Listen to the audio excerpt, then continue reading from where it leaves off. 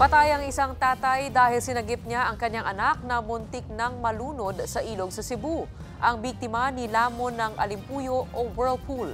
Naasa frontline ning balita si John Aroa ng News 5 Visayas. Sinubukan pang i-revive ng ilang kaanak at residente ang lalaking yan sa tabing ilog sa barangay Agtugop sa Asturias, Cebu. Sa kasamaang palad, namatay siya. Bago nasawi, nasagip niya ang kanyang 11 anyos na anak na muntikan ng malunod sa ilog.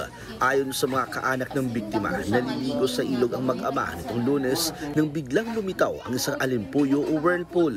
Tinangay ng alimpuyo ang bata pero nabuhat siya ng tatay. Yun nga lang, naipit ang mga paa ng tatay sa mga bato sa ilalim ng ilog hanggang sa nahigop siya ng alimpuyo. Ang dalawa pang anak na lalaki na nasa tabing ilog, nagpasaklolo sa kanilang kaanak.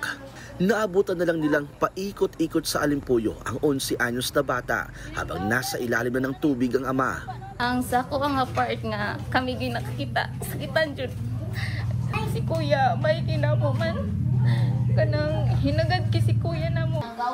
Ayon sa pamunuan ng barangay, dati na nilang pinaaalahanan ng mga residente na delikadong maligo sa naturang ilog dahil maraming beses nang may nalunod doon. Naglagay muna sila ng lubid at salbabida sa lugar para hindi na maulit ang trahedya. Nagbabalita mula sa frontline, John Aroa, News 5 Visayas. Mga kapatid, Mean Los Baños po, huwag magpahuli sa mga balita at impormasyong dapat ninyong malaman.